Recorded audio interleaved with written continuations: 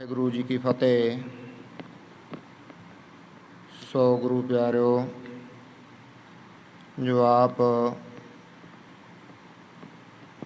ਸਰਬੱਤ ਸੰਗਤਾਂ ਨੂੰ ਪਤਾ ਹੀ ਹੈ ਕਿ ਅੱਜ ਸਤਿਗੁਰਾਂ ਦੀ ਮਹਾਨ ਕਿਰਪਾ ਦਾ ਸਦਕਾ ਜੋ ਹਾੜ ਮਹੀਨੇ ਦੀ ਆਰੰਭਤਾ ਹੋਈ ਹੈ, ਸੋ ਸਤਿਗੁਰੂ ਧੰਨ ਧੰਨ ਗੁਰੂ ਅਰਜਨ ਦੇਵ ਜੀ ਮਹਾਰਾਜ ਸਾਨੂੰ ਹਾੜ ਦੇ ਮਹੀਨੇ ਦੇ ਵਿੱਚ ਕੀ ਸਮਝਾਉਣਾ ਕਰਦੇ ਹਨ ਕਿ ਜੋ ਹਾੜ ਦਾ ਮਹੀਨਾ ਹੈ, ਤਪਸ ਵਾਲਾ ਮਹੀਨਾ ਹੈ, ਕਿ ਜੋ ਸੁਖ ਸ਼ਾਂਤੀ ਦੇ ਨਾਲ ਬਤੀਤ ਹੋਵੇ। ਸੋ ਆਓ ਰਲ ਮਿਲ ਕੇ ਕੁਝ ਕੁ ਸਮਾਂ ਸਤਿਗੁਰਾਂ ਦੇ ਪਾਵਨ ਬਚਨਾਂ ਦੇ ਵਿਚਾਰਾਂ ਦੀ ਸਾਂਝ ਪਾਈਏ। ਸਤਿਗੁਰ ਕਿਰਪਾ ਕਰਨ ਜੋ ਸਮਰੱਥ ਸਤਿਗੁਰੂ ਪਾਤਸ਼ਾਹ ਮਿਹਰ ਭਰਿਆ ਸਿਰ 'ਤੇ ਹੱਥ ਰੱਖ ਕੇ ਸੇਵਾ ਲੈਣ। ਸੋ ਸਭ ਤੋਂ ਪਹਿਲਾਂ ਫਤਿਹ ਦੀ ਸਾਂਝ ਪਾਈਏ। ਫਤਿਹ ਪ੍ਰਵਾਨ ਕਰੋ ਜੀ। ਵਾਹਿਗੁਰੂ ਜੀ ਕਾ ਖਾਲਸਾ, ਵਾਹਿਗੁਰੂ ਜੀ ਕੀ ਫਤਿਹ। ਅਸਾੜ ਤਪੰਦਾ ਤਿਸ ਲੱਗੈ, ਹਰ ਨਾਹੋ ਨ ਜਿਨ੍ਹਾਂ ਪਾਸ। ਜਗ ਜੀਵਨ ਪੁਰਖ ਤਿਆਗ ਕੈ, ਮਾਨਸ ਸੰਧੀ ਆਸ। ਦੁਈਐ ਪਾਏ ਵਗੁਚੀਐ, ਗਲ ਪਈ ਸੋ ਜਮ ਕੀ ਫਾਸ। ਜਿਹਾ ਬੀਜੈ ਸੋ ਲੁਣੈ, ਮੱਥੈ ਜੋ ਲਿਖਿਆਸ। ਰੈਣ ਵਿਹਾਣੀ ਪੁਛਤਾਣੀ, ਉੱਠ ਚੱਲੀ ਗਈ ਨਿਰਾਸ। ਜਿਨ ਕੋ ਸਾਧੂ ਭੇਟੀਐ, ਸੋ ਦਰਗਹਿ ਹੋਏ ਖਲਾਸ। ਕਰ ਕਿਰਪਾ ਪ੍ਰਭ ਆਪਣੀ, ਤਿਰ ਦਰਸ਼ਨ ਹੋਏ ਪਿਆਸ। ਪ੍ਰਭ ਤੁਧ ਬੈਨ ਦੂਜਾ ਕੋ ਨਹੀਂ, ਨਾਨਕ ਕੀ ਅਰਦਾਸ। ਅਸਾੜ ਸੁਹੰਦਾ ਤਿਸ ਲੱਗੈ, ਜਿਸ ਮਨ ਹਰ ਚਰਨ ਨਿਵਾਸ। ਸਤਿਗੁਰੂ ਧੰਨ ਧੰਨ ਸਾਹਿਬ ਸ੍ਰੀ ਗੁਰੂ ਅਰਜਨ ਦੇਵ ਜੀ ਮਹਾਰਾਜ ਜੋ 12 ਮਾਹ ਬਾਣੀ ਦੇ ਵਿੱਚ ਕਿਰਪਾ ਕਰਦੇ ਹਨ, ਸਮਝਾਉਣਾ ਕਰਦੇ ਹਨ ਕਿ ਅਸਾੜ ਤਪੰਦਾ ਤਿਸ ਲੱਗੈ, ਹਰ ਨਾਹੋ ਨ ਜਿਨ੍ਹਾਂ ਪਾਸ। ਕਿ ਹਾੜ ਦਾ ਮਹੀਨਾ ਭਾਈ ਉਹਨਾਂ ਵਾਸਤੇ, ਉਹਨਾਂ ਲਈ ਤਪਸ ਵਾਲਾ ਹੈ, ਉਹਨਾਂ ਲਈ ਕਠਿਨ ਹੈ, ਦੁਖਦਾਈ ਹੈ, ਜਿਨ੍ਹਾਂ ਦੇ ਹਿਰਦੇ ਵਿੱਚ ਉਸ ਪਰਮੇਸ਼ਰ, ਉਸ ਵਾਹਿਗੁਰੂ ਦਾ ਨਾਮ ਨਹੀਂ, ਜੋ ਪ੍ਰਮਾਤਮਾ ਨੂੰ ਯਾਦ ਨਹੀਂ ਕਰਦੇ, ਪ੍ਰਮਾਤਮਾ ਨੂੰ ਚਿੱਤ ਵਿੱਚ ਜਿਨ੍ਹਾਂ ਨੇ ਵਸਾਇਆ ਨਹੀਂ। ਸਤਿਗੁਰੂ ਕਹਿੰਦੇ ਭਾਈ ਉਹਨਾਂ ਵਾਸਤੇ ਫਿਰ ਇਹ ਦੁਖਦਾਈ ਹੈ। ਧੰਨ ਗੁਰੂ ਪਾਤਸ਼ਾਹ ਜੀ ਨੇ ਇਹ ਕੇਵਲ ਬਚਨ ਕਹੇ ਹੀ ਨਹੀਂ ਹਨ, ਸਗੋਂ ਆਪਣੀ ਜ਼ਿੰਦਗੀ ਦੇ ਵਿੱਚ ਕਰਕੇ ਵੀ ਦਿਖਾਇਆ ਹੈ ਕਿ ਭਾਈ ਜਿਨ੍ਹਾਂ ਦੇ ਹਿਰਦੇ ਵਿੱਚ ਪ੍ਰਮਾਤਮਾ ਵਸਦਾ ਹੈ, ਉਹਨਾਂ ਨੂੰ ਇਹ ਤਪਸ ਕੁਛ ਨਹੀਂ ਕਹਿੰਦੀ, ਕਿਉਂਕਿ ਉਹਨਾਂ ਦਾ ਅੰਦਰ ਬਹੁਤ ਠੰਡਾ ਹੈ। ਨਾਮ ਉਹਨਾਂ ਦੇ ਮਨ ਨੂੰ ਇੰਨਾ ਠੰਡਾ ਰੱਖਦਾ ਹੈ। ਜੇ ਅੰਦਰ ਵਾਹਿਗੁਰੂ ਦਾ ਨਾਮ ਹੋਵੇ ਤਾਂ ਇਹ ਵਿਕਾਰਾਂ ਦੀ ਤਪਸ਼ ਬੜੀ ਦੂਰ ਦੀ ਗੱਲ ਹੈ। ਜੇਕਰ ਲੋਕ ਤੱਤੀ ਤਵੀ 'ਤੇ ਵੀ ਬਿਠਾਉਣਾ ਚਾਹੁਣ ਤਾਂ ਵੀ ਅੰਦਰ ਦੀ ਠੰਡ ਤੱਤੀ ਤਵੀ ਵੀ ਨਹੀਂ ਸਾੜ ਸਕਦੀ। ਅੰਦਰ ਇੰਨਾ ਠੰਡਾ ਹੋ ਜਾਂਦਾ ਹੈ, ਸ਼ਾਂਤ ਹੋ ਜਾਂਦਾ ਹੈ। ਧੰਨ ਗੁਰੂ ਪਾਤਸ਼ਾਹ ਨੇ ਆਪ ਇਹਦਾ ਪ੍ਰੈਕਟੀਕਲ ਕਰਕੇ ਦਿਖਾਇਆ ਹੈ ਕਿ ਭਾਈ ਤਵੀ ਵੀ ਕੁਛ ਨਹੀਂ ਕਹਿੰਦੀ, ਭਾਵੇਂ ਕਿੰਨੀ ਵੀ ਤਪਦੀ ਹੋਵੇ, ਜੇਕਰ ਪਰਮਾਤਮਾ ਦਾ ਨਾਮ ਅੰਦਰ ਵਸਦਾ ਹੈ। ਧੰਨ ਗੁਰੂ ਅਰਜਨ ਦੇਵ ਸੱਚੇ ਪਾਤਸ਼ਾਹ, ਜਿਨ੍ਹਾਂ ਨੂੰ ਸ਼ਹੀਦਾਂ ਦੇ ਸਰਤਾਜ ਕਿਹਾ ਜਾਂਦਾ ਹੈ। ਸੋ ਸ਼ਹੀਦਾਂ ਦੇ ਸਰਤਾਜ ਕਿਹਾ ਜਾਂਦਾ ਹੈ, ਪਰ ਇਸ ਵਿੱਚ ਉਹਨਾਂ ਨੇ ਪ੍ਰੋਫੈਸਰ ਸਾਹਿਬ ਜੀ ਨੇ 3 ਕਹਾਣੀਆਂ ਭਾਵ ਕਿ 3 ਬਚਨ ਕਹੇ, ਉਦਾਹਰਨਾਂ ਦਿੱਤੀਆਂ। ਉਹ ਕਹਿੰਦੇ ਹਨ ਕਿ ਸਤਿਗੁਰੂ ਪਾਤਸ਼ਾਹ ਨੂੰ ਸ਼ਹੀਦਾਂ ਦੇ ਸਰਤਾਜ ਇਸ ਲਈ ਕਿਹਾ ਜਾਂਦਾ ਹੈ ਕਿ ਰੱਬ ਨੂੰ ਇਸ਼ਕ ਕਰਨ ਵਾਲੇ ਜੋ ਪਹਿਲਾਂ ਵੀ ਹੋਏ ਹਨ, 2 ਤਰ੍ਹਾਂ ਦੇ ਉਹਨਾਂ ਨੇ ਗਿਣੇ ਕਿ ਜਿਨ੍ਹਾਂ ਦੇ ਸਾਹਮਣੇ ਬਲਦੀ ਹੋਈ ਅੱਗ ਦੇ ਭੱਠ ਆਏ। ਪਰ ਇਤਿਹਾਸ ਕਹਿੰਦਾ ਹੈ ਕਿ ਬਲਦੀ ਹੋਈ ਅੱਗ ਨੂੰ ਵੇਖ ਕੇ ਉਹਨਾਂ ਦੇ ਅੰਦਰ ਕੰਬ ਉੱਠੇ, ਪਰ ਧੰਨ ਗੁਰੂ ਅਰਜਨ ਸਾਹਿਬ ਜੀ ਮਹਾਰਾਜ, ਜਿਨ੍ਹਾਂ ਨੇ ਅੱਗ ਨੂੰ ਤੱਕਿਆ ਪਰ ਅੱਗ ਨੇ ਆਪਣਾ ਸੁਭਾਅ ਨਹੀਂ ਬਦਲਿਆ, ਕਿਉਂਕਿ ਅੱਗ ਦਾ ਸੁਭਾਅ ਹੈ ਸਾੜਨਾ। ਪਰ ਧੰਨ ਗੁਰੂ ਅਰਜਨ ਦੇਵ ਜੀ ਸੱਚੇ ਪਾਤਸ਼ਾਹ ਤਪਦੀ ਹੋਈ ਅੱਗ ਵਿੱਚ ਵੀ ਸ਼ਾਂਤ ਰਹੇ। ਸਭ ਤੋਂ ਪਹਿਲੀ ਘਟਨਾ ਪ੍ਰਹਿਲਾਦ ਦੀ ਹੈ, ਜੋ ਆਪਾਂ ਪਿਛਲੇ ਦਿਨੀ 5ਵੇਂ ਪਾਤਸ਼ਾਹ ਧੰਨ ਗੁਰੂ ਅਰਜਨ ਸਾਹਿਬ ਜੀ ਮਹਾਰਾਜ, ਜਿਨ੍ਹਾਂ ਦੇ ਸ਼ਹੀਦੀ ਦਿਵਸ ਦੇ ਸੰਬੰਧ ਵਿੱਚ ਵੀ ਵਿਚਾਰ ਕੀਤੀ ਸੀ ਕਿ ਅਸੀਂ ਸਾਰੇ ਹੀ ਜਾਣਦੇ ਹਾਂ ਕਿ ਤਪਦਾ ਹੋਇਆ ਥੰਮ ਹੈ। ਉਸ ਦੇ ਪਿਤਾ ਨੇ ਇੱਕੋ ਗੱਲ ਕਹੀ ਕਿ ਕਹਿੰਦਾ ਸੀ ਕਿ ਮੈਂ ਰੱਬ ਹਾਂ, ਤੂੰ ਮੈਨੂੰ ਮੰਨ। ਪ੍ਰਹਿਲਾਦ ਕਹਿੰਦਾ ਸੀ ਤੂੰ ਰੱਬ ਨਹੀਂ, ਜਿਸ ਨੇ ਮੈਨੂੰ ਇਸ ਮਾਤ ਲੋਕ 'ਤੇ ਭੇਜਿਆ ਹੈ ਉਹ ਪ੍ਰਮਾਤਮਾ ਹੈ, ਜਿਹੜਾ ਸਾਰੀ ਸ੍ਰਿਸ਼ਟੀ ਨੂੰ ਚਲਾ ਰਿਹਾ ਹੈ ਉਹ ਪ੍ਰਮਾਤਮਾ ਹੈ, ਉਹ ਰੱਬ ਹੈ, ਉਹ ਪਰਮੇਸ਼ਵਰ ਹੈ। ਪ੍ਰਹਿਲਾਦ ਨੇ ਤਪਦੇ ਹੋਏ ਥੰਮ ਨੂੰ ਗਲਵੱਕੜੀ ਪਾ ਲਈ, ਆਮ ਕਹਿੰਦੇ ਹਨ। ਪਰ ਇਹ ਵੀ ਕਹਿੰਦੇ ਹਨ ਕਿ ਅੰਦਰ ਥੋੜ੍ਹਾ ਜਿਹਾ ਉਸ ਦਾ ਡੋਲ ਗਿਆ ਸੀ। ਕਹਿੰਦੇ ਕਿ ਭਗਵਾਨ ਨੂੰ ਕੀੜੀ ਸਰੂਪ ਧਾਰ ਕੇ ਥੰਮ ਦੇ ਉੱਤੇ ਆਉਣਾ ਪਿਆ ਕਿ ਡੋਲ ਨਾ ਜਾਵੇ। ਕਹਿੰਦੇ ਉਸ ਦੇ ਪਿਤਾ ਨੇ ਕਿਹਾ ਕਿ ਜੇ ਤੂੰ ਮੈਨੂੰ ਰੱਬ ਨਹੀਂ ਮੰਨਦਾ ਤਾਂ ਦੇਖਾਂਗਾ ਤੈਨੂੰ ਕੌਣ ਬਚਾਵੇਗਾ। ਉਹ ਥੰਮ ਜੋ ਲਾਲ ਦਿਸਦਾ ਹੈ ਅੱਗ ਨਾਲ ਕੀਤਾ ਹੋਇਆ, ਉਸ ਨੂੰ ਜਾ ਕੇ ਗਲਵੱਕੜੀ ਪਾ ਲੈ।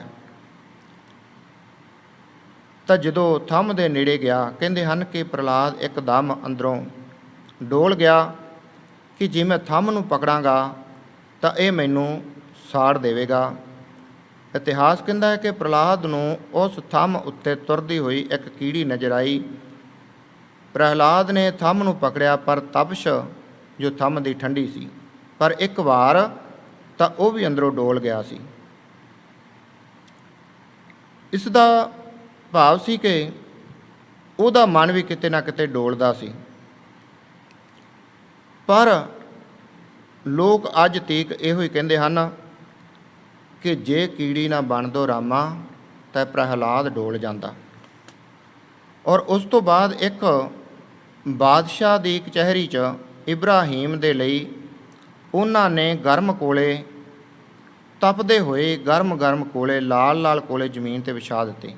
ਕਹਿਣ ਲੱਗੇ ਜੇ ਤੂੰ ਪ੍ਰਮਾਤਮਾ ਨੂੰ ਇੰਨਾ ਹੀ ਪਿਆਰ ਕਰਦਾ ਹੈ, ਪ੍ਰਮਾਤਮਾ ਨੂੰ ਤੂੰ ਹਰ ਥਾਂ ਹਾਜ਼ਰ ਨਾਜ਼ਰ ਸਮਝਦਾ ਹੈ, ਪ੍ਰਮਾਤਮਾ ਨੂੰ ਤੂੰ ਰੱਖਿਆ ਕਰਨ ਵਾਲਾ ਸਮਝਦਾ ਹੈ, ਕਹਿਣ ਲੱਗੇ ਜੇ ਤੂੰ ਇੰਨਾ ਹੀ ਉਦਾਸ ਹੈ ਤਾਂ ਇਹਨਾਂ ਤਪਦੇ ਹੋਏ ਕੋਲਿਆਂ 'ਤੇ ਚੱਲ ਕੇ ਦਿਖਾ, ਫਿਰ ਦੇਖਾਂਗੇ ਪ੍ਰਮਾਤਮਾ ਤੇਰੀ ਰੱਖਿਆ ਕਿਵੇਂ ਕਰਦਾ ਹੈ। ਕੌਣ ਹੈ ਪ੍ਰਮਾਤਮਾ? ਕਹਿੰਦੇ ਹਨ ਕਿ ਜਦੋਂ ਇਬਰਾਹੀਮ ਕੋਲਿਆਂ ਦੇ ਨੇੜੇ ਆਇਆ, ਭਖਦੇ ਹੋਏ ਕੋਲਿਆਂ ਨੂੰ ਤੱਕਿਆ ਤਾਂ ਮਨ ਵਿੱਚ ਥੋੜ੍ਹਾ ਜਿਹਾ ਫੁਰਨਾ ਆ ਗਿਆ ਕਿ ਉਸ ਵਾਹਿਗੁਰੂ ਅੱਗੇ ਫਰਿਆਦ ਕਰ ਲਵਾਂ, ਮਾਲਕ ਅੱਗੇ ਅਰਦਾਸ ਕਰ ਲਵਾਂ, ਕਿਤੇ ਮੈਨੂੰ ਦਾਗ ਨਾ ਲੱਗ ਜਾਵੇ, ਪੈਰ ਸੜ ਨਾ ਜਾਣ, ਕਿਤੇ ਤਪਦੇ ਹੋਏ ਕੋਲੇ ਮੇਰੇ ਤਣ ਦੀ ਚਮੜੀ ਨੂੰ, ਮੇਰੇ ਪੈਰਾਂ ਦੀ ਚਮੜੀ ਨੂੰ ਸਾੜ ਨਾ ਦੇਣ। ਕਹਿੰਦੇ ਹਨ ਕਿ ਜਦੋਂ ਪੈਰ ਤਪਦੇ ਹੋਏ ਕੋਲਿਆਂ 'ਤੇ ਰੱਖਿਆ ਤਾਂ ਉਹ ਬਲਦੇ ਹੋਏ ਅੰਗਿਆਰ ਇਸ ਤਰ੍ਹਾਂ ਲੱਗੇ ਜਿਵੇਂ ਫੁੱਲ ਵਿਛੇ ਹੋਣ। ਲੋਕਾਂ ਦੇ ਸਾਹਮਣੇ ਪ੍ਰਹਿਲਾਦ ਵੀ ਪਾਸ ਹੋ ਗਿਆ, ਇਬਰਾਹੀਮ ਵੀ ਪਾਸ ਹੋ ਗਿਆ, ਪਰ ਅੱਜ ਤੱਕ ਲੋਕਾਂ ਨੇ ਇਹੀ ਕਿਹਾ ਕਿ ਜੇਕਰ ਤਪਦੇ ਹੋਏ ਅੰਗਿਆਰ ਫੁੱਲ ਦਾ ਰੂਪ ਨਾ ਧਾਰਦੇ ਤਾਂ ਇਬਰਾਹੀਮ ਦਾ ਕੀ ਬਣਨਾ ਸੀ। ਪਰ ਧੰਨ ਗੁਰੂ ਅਰਜਨ ਸਾਹਿਬ ਜੀ ਮਹਾਰਾਜ, ਜਿਨ੍ਹਾਂ ਨੇ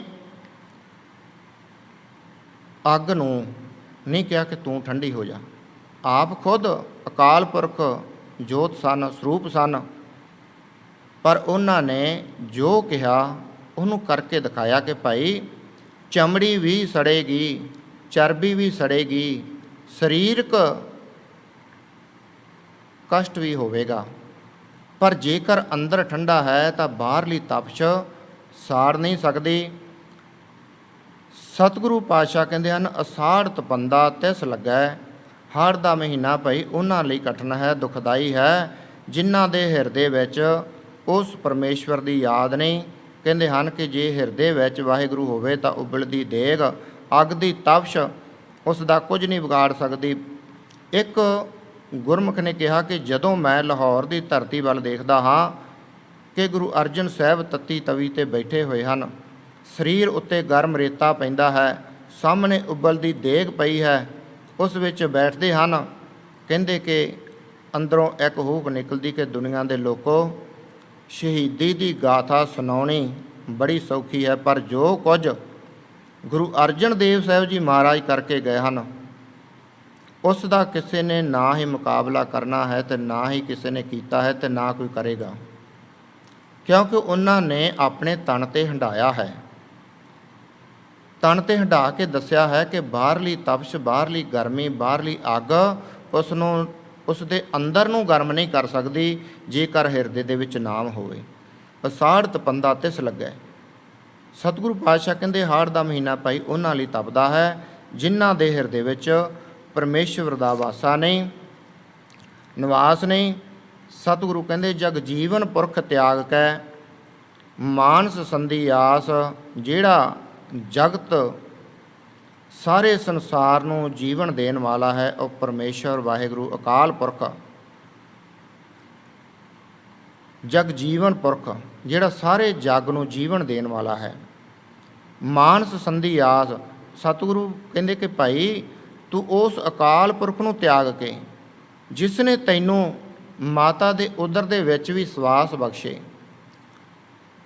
ਉੱਥੇ ਤਾਂ ਹੋਰ ਕੋਈ ਨਹੀਂ ਸੀ, ਇੱਕ ਪ੍ਰਮਾਤਮਾ ਦਾ ਨਾਮ ਸੀ, ਇੱਕ ਪ੍ਰਮਾਤਮਾ ਦੀ ਉਸ ਅਕਾਲ ਪੁਰਖ ਵਾਹਿਗੁਰੂ ਦੀ ਦ੍ਰਿਸ਼ਟੀ ਸੀ, ਉਹਦੀ ਕਿਰਪਾ ਸੀ ਕਿ ਤੂੰ ਮਾਤਾ ਦੇ ਉਦਰ ਦੇ ਵਿੱਚ ਪੁੱਠਾ ਲਟਕਦਾ ਹੋਇਆ ਵੀ ਉਹਨੂੰ ਯਾਦ ਕਰਦਾ ਸੀ, ਪਰ ਉਦਰ ਦੀ ਅੱਗ ਨੇ, ਜਠਰ ਅਗਨ ਨੇ ਤੈਨੂੰ ਨਹੀਂ ਸਾੜਿਆ।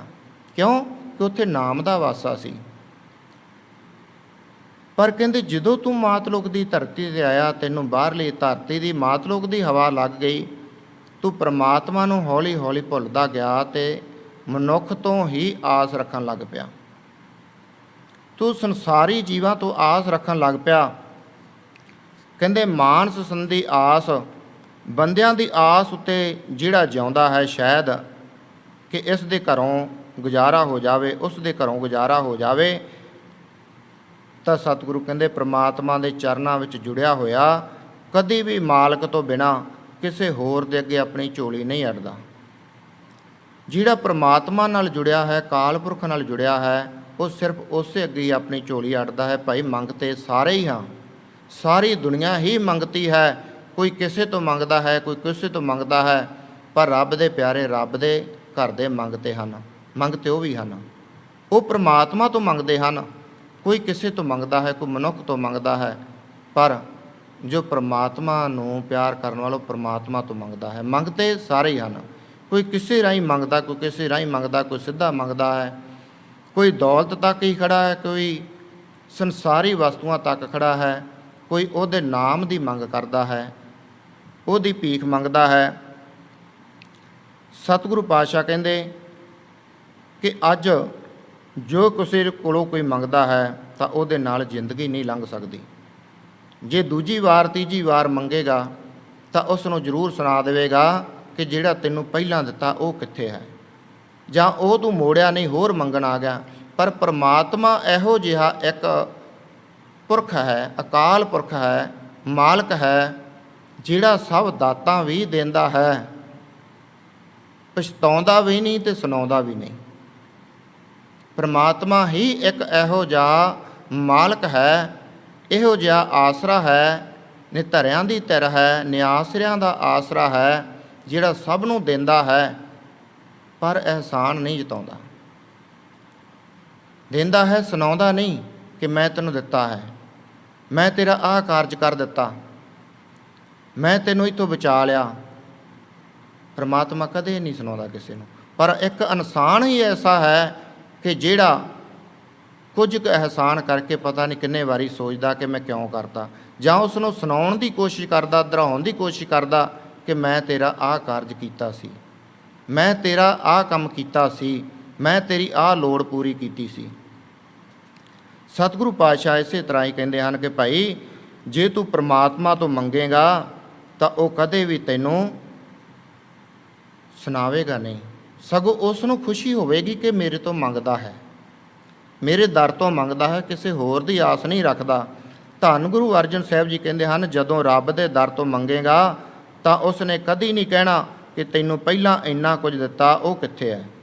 ਉਸ ਨੇ ਤਾਂ ਕਹਿਣਾ ਹੈ ਕਿ ਤੂੰ ਲੈਣ ਵਾਲਾ ਬਣ, ਮੇਰੇ ਘਰ ਵਿੱਚ ਕਦੇ ਕਿਸੇ ਚੀਜ਼ ਦੀ ਤੋਟ ਨਹੀਂ ਆਈ, ਮੇਰੇ ਭੰਡਾਰੇ ਭਰਪੂਰ ਹਨ, ਪਰ ਤੂੰ ਲੈਣ ਵਾਲਾ ਤੇ ਬਣ, ਮੇਰੇ ਨਾਲ ਜੁੜ ਤਾਂ ਸਹੀ, ਮੇਰੇ ਦਰ 'ਤੇ ਆ ਤਾਂ ਸਹੀ, ਮੈਂ ਤੈਨੂੰ ਸਭ ਕੁਝ ਦੇਵਾਂਗਾ।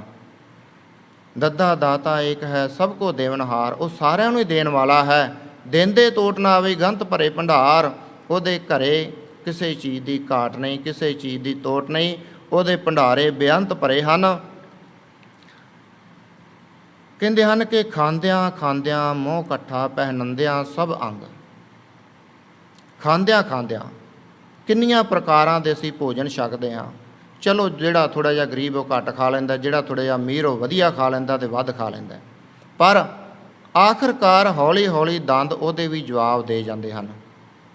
ਪਰ ਦੇਣ ਵਾਲੇ ਕੋਲੇ ਘਾਟ ਨਹੀਂ, ਦੇਣ ਵਾਲਾ ਦੇਈ ਜਾਂਦਾ ਹੈ, ਪਰ ਸਾਡੇ ਦੰਦ ਹੀ ਜਵਾਬ ਦੇ ਜਾਂਦੇ ਹਨ, ਸਾਡਾ ਮੂੰਹ ਜਵਾਬ ਦੇ ਜਾਂਦਾ ਹੈ ਕਿ ਹੁਣ ਨਹੀਂ ਖਾਧਾ ਜਾਂਦਾ।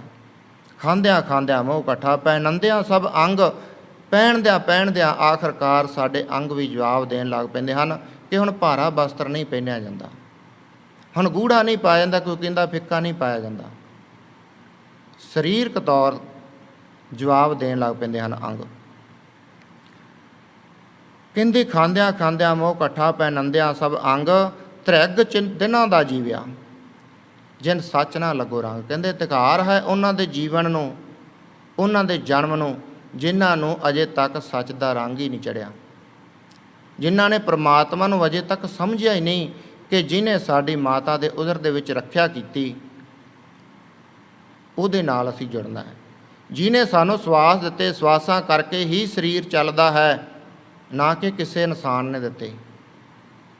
ਇਹ ਪ੍ਰਮਾਤਮਾ ਨੇ ਜਨਮ ਤੋਂ ਪਹਿਲਾਂ ਹੀ ਤੇਰੇ ਅੰਦਰ ਸਵਾਸ ਗਿਣਤੀ ਦੇ ਪਾ ਦਿੱਤੇ, ਪਰ ਗਿਣਤੀ ਸ਼ੁਰੂ ਹੁੰਦੀ ਜਦੋਂ ਮਾਤ ਲੋਕ ਦੀ ਧਰਤੀ 'ਤੇ ਆ ਗਿਆ, ਜਨਮ ਲੈ ਲਿਆ, ਉਸ ਦਿਨ ਤੋਂ ਤੇਰੇ ਸਵਾਸਾਂ ਦੀ ਭਾਈ ਗਿਣਤੀ ਸ਼ੁਰੂ ਹੋ ਜਾਂਦੀ ਹੈ। ਤੈਨੂੰ ਗਿਣਤੀ ਦੇ ਸਵਾਸ ਮਿਲੇ ਹਨ, ਜਦੋਂ ਸਵਾਸ ਪੂਰੇ ਹੋ ਗਏ ਉਦੋਂ ਤੇਰਾ ਇਹ ਸਰੀਰ ਤੈਨੂੰ ਛੱਡਣਾ ਪੈਣਾ ਹੈ, ਉਦੋਂ ਕੋਈ ਨਹੀਂ ਰੋਕ ਸਕਦਾ। ਜਿੱਥੇ ਅਸੀਂ ਮਰਜ਼ੀ ਜਾ ਕੇ ਫਰਿਆਦਾਂ ਕਰ ਲਈਏ, ਜਿੱਥੇ ਅਸੀਂ ਜਾ ਕੇ ਮਰਜ਼ੀ ਮਿੰਨਤਾਂ ਕਰ ਲਈਏ, ਜਿੰਨੇ ਮਰਜ਼ੀ ਵੈਦ ਬੁਲਾ ਲਈਏ, ਪਰ ਉਦੋਂ ਇਸ ਨੂੰ ਕੋਈ ਰੋਕ ਨਹੀਂ ਸਕਦਾ। ਕਿਉਂ ਕਿ ਪ੍ਰਮਾਤਮਾ ਦਾ ਨਿਯਮ ਹੈ, ਜਿੰਨੇ ਸਵਾਦ ਦਿੱਤੇ ਹਨ ਉਹਨੇ ਭੋਗਣੇ ਹਨ।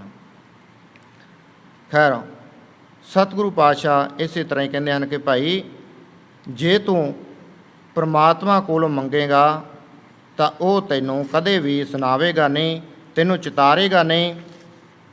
ਸਤਿਗੁਰੂ ਕਹਿੰਦੇ ਹਨ, ਜਗ ਜੀਵਨ ਪੁਰਖ ਤਿਆਗ ਕੇ ਮਾਨ ਸੰਧਿਆਸ, ਭਾਈ ਤੂੰ ਉਸ ਅਕਾਲ ਪੁਰਖ ਵਾਹਿਗੁਰੂ ਨੂੰ ਜਿਹਨੇ ਤੈਨੂੰ ਜੀਵਨ ਦਿੱਤਾ ਹੈ ਉਹਨੂੰ ਤਿਆਗ ਕੇ ਤੂੰ ਕਿਸੇ ਹੋਰ 'ਤੇ ਆਸ ਨਾ ਰੱਖ ਕਿ ਉਹ ਤੈਨੂੰ ਦੇਵੇਗਾ। ਦੁਈਏ ਭਾਇ ਗੁੱਚੀਏ ਗੱਲ ਪਈ ਸੋ ਜਮ ਕੀ ਫਾਸ। ਸਤਿਗੁਰੂ ਪਾਤਸ਼ਾਹ ਕਹਿੰਦੇ ਆਪਣੇ ਵਾਹਿਗੁਰੂ ਨੂੰ ਤਿਆਗ ਕੇ ਦੂਜੇ ਦੀ ਆਸ ਉੱਤੇ ਜੀਵੇਂਗਾ ਤਾਂ ਭਾਈ ਤੈਨੂੰ ਖੁਆਰ ਹੀ ਹੋਣਾ ਪਵੇਗਾ, ਤੂੰ ਖੱਜਲ ਖੁਆਰ ਹੋਵੇਂਗਾ। ਇੱਥੇ ਖੁਆਰ ਹੋਇਆ ਹੈ ਅਤੇ ਜਦੋਂ ਤੂੰ ਇੱਥੋਂ ਜਾਵੇਂਗਾ ਤੇਰੇ ਗਲ ਵਿੱਚ ਜਮਾਂ ਦੀ ਫਾਂਸੀ ਪੈ ਜਾਵੇਗੀ, ਰੱਸੀ ਪੈ ਜਾਵੇਗੀ। ਉਹ ਤੈਨੂੰ ਖਿੱਚ ਕੇ ਜਦੋਂ ਲਿਜਾਣਗੇ ਤੈਨੂੰ ਅੱਗੇ ਜਾ ਕੇ ਲੇਖਾ ਦੇਣਾ ਪਵੇਗਾ। ਜਿਹਨੇ ਤੇਰੀ ਰੱਖਿਆ ਮਾਤਾ ਦੇ ਉਦਰ ਵਿੱਚ ਵੀ ਕੀਤੀ, ਤੇਰੀ ਰੱਖਿਆ ਸੰਸਾਰ ਵਿੱਚ ਨਹੀਂ ਸੀ ਕਰ ਸਕਦਾ, ਤੂੰ ਉਸ ਨੂੰ ਕਿਉਂ ਭੁੱਲਿਆ?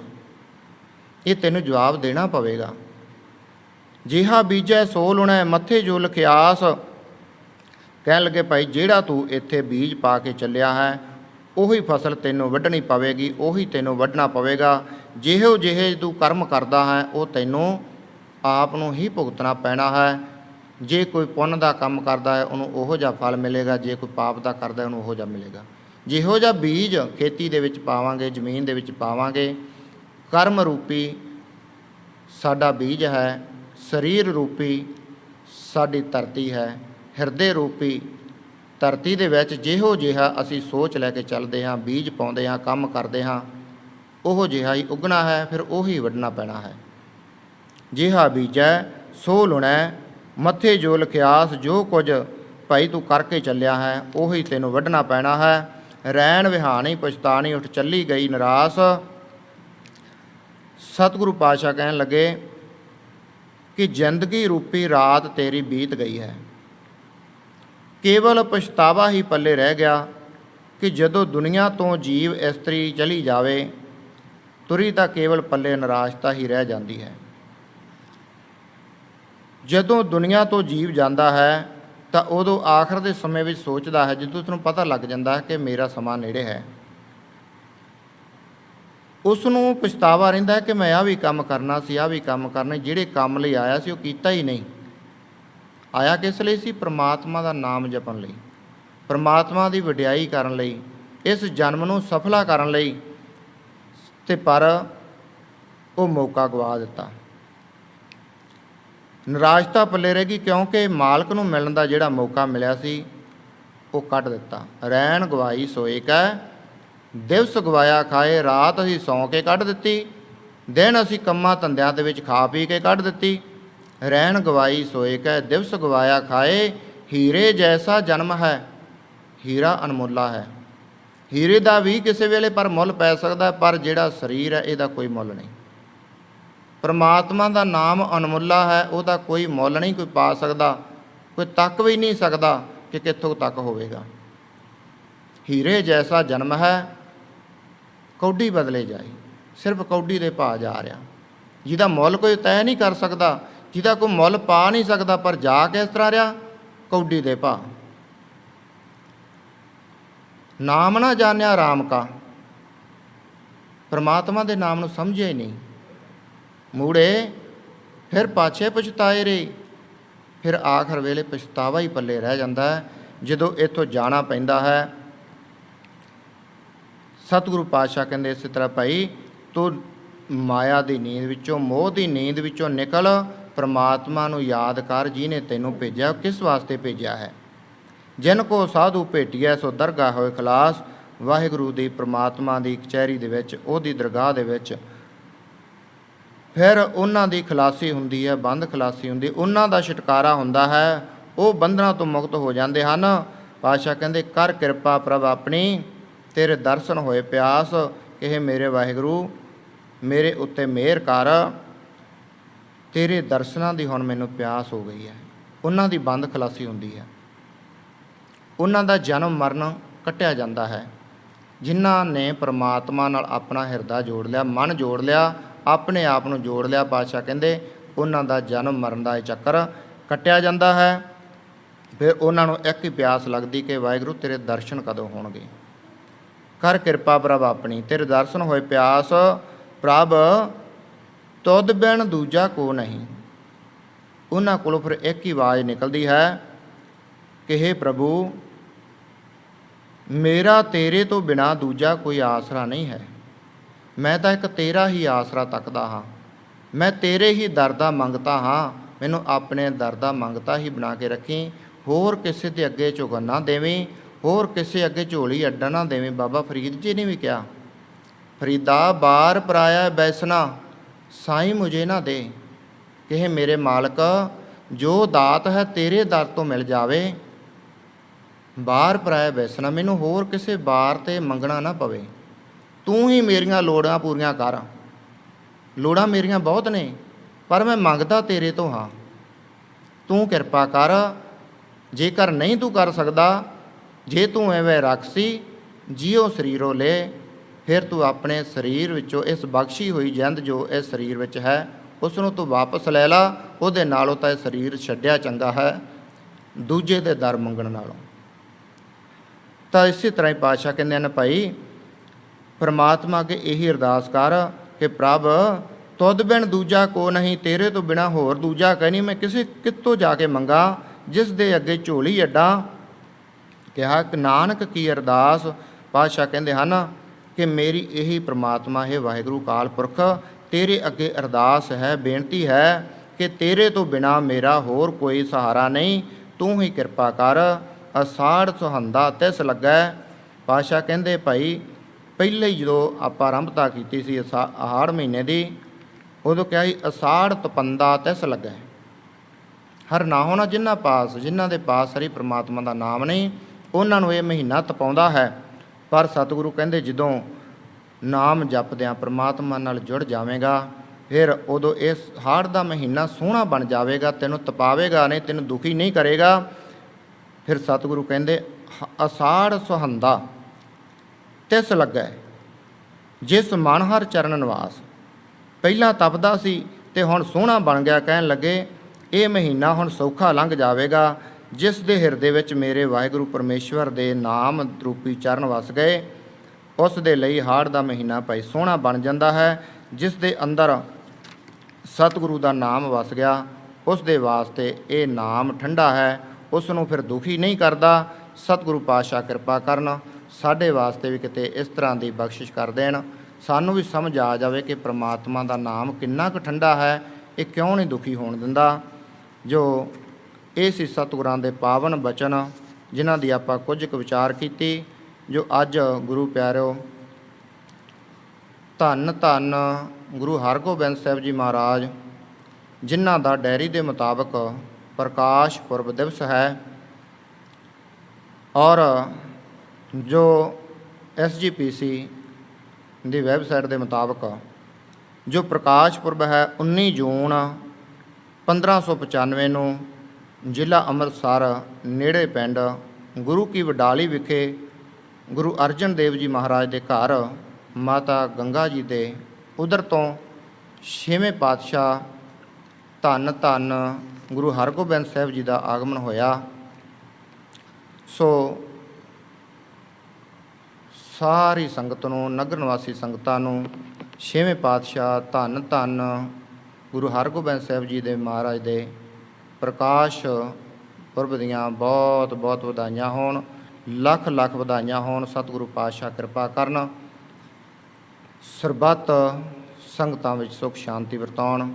ਜੋ ਹਾੜ ਦਾ ਮਹੀਨਾ ਆਰੰਭ ਹੋਇਆ ਹੈ, ਸਤਿਗੁਰੂ ਪਾਤਸ਼ਾਹ ਕਿਰਪਾ ਕਰਨ, ਸਰਬੱਤ ਨਗਰ ਨਿਵਾਸੀ ਸੰਗਤਾਂ ਵਾਸਤੇ, ਸਰਬੱਤ ਸੰਗਤਾਂ ਵਾਸਤੇ ਜੋ ਖੁਸ਼ੀਆਂ ਭਰਿਆ ਹੋਵੇ, ਸੁੱਖ ਸ਼ਾਂਤੀ ਵਾਲਾ ਹੋਵੇ, ਤਰੱਕੀਆਂ ਵਾਲਾ ਹੋਵੇ। ਸਤਿਗੁਰੂ ਪਾਤਸ਼ਾਹ ਕਿਰਪਾ ਕਰਕੇ ਇਹ ਮਹੀਨਾ ਸੁੱਖ ਆਨੰਦਾਂ ਦੇ ਨਾਲ ਬਤੀਤ ਕਰਾਉਣ। ਸੋ ਵਿਚਾਰਾਂ ਕਰਦਿਆਂ ਹੋਈਆਂ ਬੇਅੰਤ ਭੁੱਲਾਂ ਗਲਤੀਆਂ ਨੂੰ ਸਤਿਗੁਰੂ ਤੇ ਸਤਿਗੁਰੂ ਕੀ ਸੰਗਤ ਬਖਸ਼ਣਯੋਗ ਹੁੰਦੀ ਬਖਸ਼ ਲੈਣਾ ਜੀ। ਅੱਗੇ ਵਾਸਤੇ ਸਤਿਗੁਰੂ ਪਾਤਸ਼ਾਹ ਸਮੱਤ ਬਖਸ਼ਣ, ਕਿਰਪਾ ਕਰਕੇ ਸੇਵਾ ਲੈਂਦੇ ਰਹਿਣ। ਸੋ ਇੰਨੀਆਂ ਕੁ ਬੇਨਤੀਆਂ ਨੂੰ ਪ੍ਰਵਾਨ ਕਰਨਾ। ਫਤਿਹ ਪ੍ਰਵਾਨ ਕਰੋ ਜੀ। ਵਾਹਿਗੁਰੂ ਜੀ ਕਾ ਖਾਲਸਾ, ਵਾਹਿਗੁਰੂ ਜੀ ਕੀ ਫਤਿਹ।